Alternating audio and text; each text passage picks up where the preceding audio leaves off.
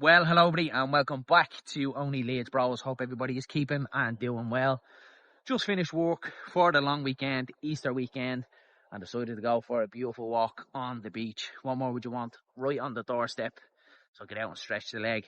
But a massive weekend coming up for Leeds United and a massive weekend coming up for the Championship as a whole. Easter weekend always seems to tell what way your season's going to go, whether you're relegation or promotion. So an exciting weekend coming up.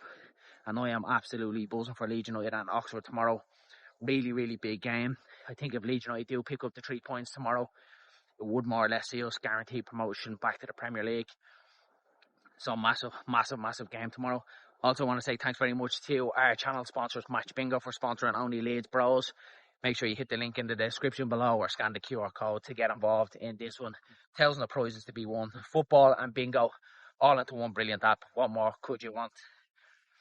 But the reason why I'm making this video is I got thinking today in work about Leeds United, our possible, well, very nearly Premier League return, and are Leeds United Premier League ready?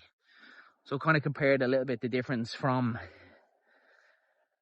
that Championship season when we went up under Marcelo Bielsa, under the regime of Andrea Radrizzani, Victor Orta, Angus Kinnear, and we kind of went up to the Premier League, I think a little bit naive, thinking that, you know, we were a Premier League club ready, we were going to go up and we were never going to come back down. And I think that 9th place finish that first season really kind of put the blinkers on us all.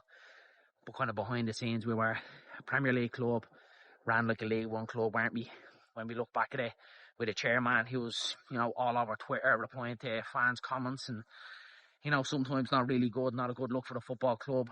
So it's good to see that we've got away from that. And I think under the 49ers now, we've got a proper ownership here now, proper backing, professional way of doing things. You see the investment as well that they got in a Red Bull at the time. Look, probably half of the fan base weren't too happy about it, but there's no denying that the investment is going to help Leeds United in the Premier League.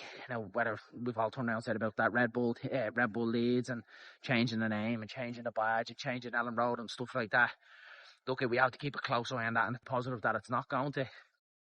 But all these kind of all these plans that they seem to have in place for when we go to the Premier League makes it feel like that we're going to be more Premier League ready this time. You look at the Elland Road expansion as well, up to 56,000, absolutely massive to put us, you know, in that top kind of 10 stadiums as well. Is going to be absolutely brilliant, and Elland Road needs it as well. We sell every home game out, week in, week out, the season ticket waiting list, so it's a massive club ready and waiting.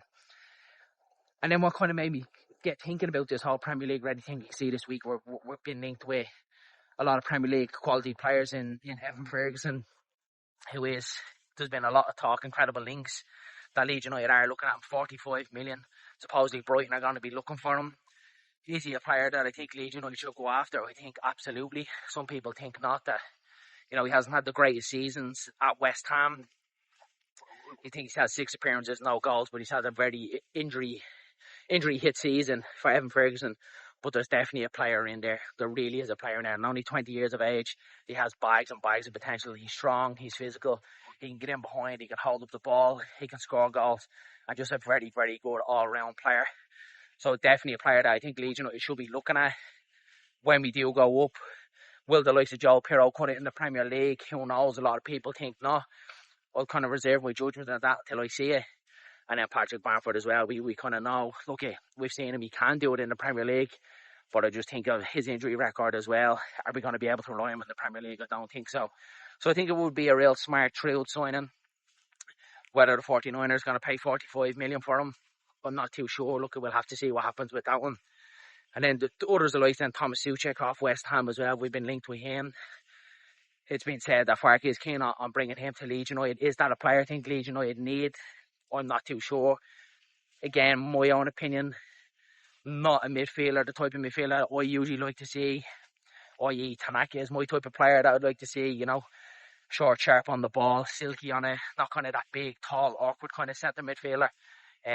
But would he bring Premier League experience? Yes, absolutely, massively. And would he be an addition to the squad? Yeah, I think so. And then you have Nick Pope as well earlier on in the week. Incredible links behind now as well. At Leeds United, we're looking at Nick Pope off Newcastle United.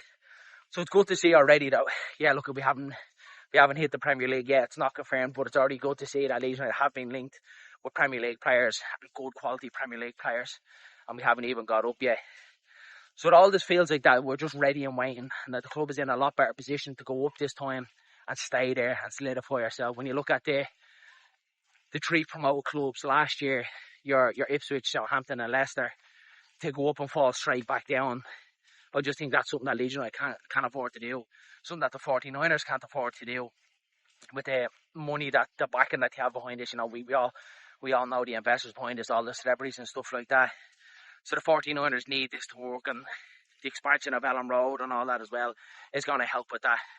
Angus Kinnear said to be moved on to Everton as well at the end of the season, but again, which I think is kind of clearing the deck and kind of getting out that kind of deadwood of the previous kind of regime that was here at Leeds United. So it feels like a fresh start for the football club for the first time in years. And it feels like this time is a real chance for Leeds United to kind of celebrate it as fans when we do, hopefully, potentially, should do, get promotion. It feels like a real opportunity for the club to really push forward and, you know, make a statement and get ourselves back above, you know, the biggest in English football. And also we've seen Rasmus Christensen leave the football club as well, and starting to kind of get rid of that deadwood that's there. Spelled that he's gone to Frankfurt for 7.7 million. Decent fee for him.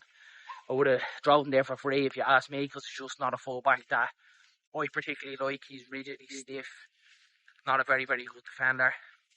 And I think that relegation season, when Luke Ayling was there, I thought Luke Ayling would have been streets ahead of me. He should have been the one to be playing at right back. But again, that's what we got under Jesse Marsh, wasn't it? And then you see the right back that we have now in Jade Bogle, who I think is streets, absolute streets ahead of Rasmus Christensen. So it just feels like there's a couple of days coming up for Leeds United. I'm absolutely buzzing for first time in a long, long time since we went down. The expectation is there, the hope is there, the future looks bright for Leeds United, and it could be the start of a very, very bright period in Leeds United's history. So let's fingers crossed. Let's hope we get the job done. Let's hope we get it done this weekend. Let's hope for 3 points against Oxford tomorrow. Let's hope our friends in Cardiff can do us a favour against Sheffield United.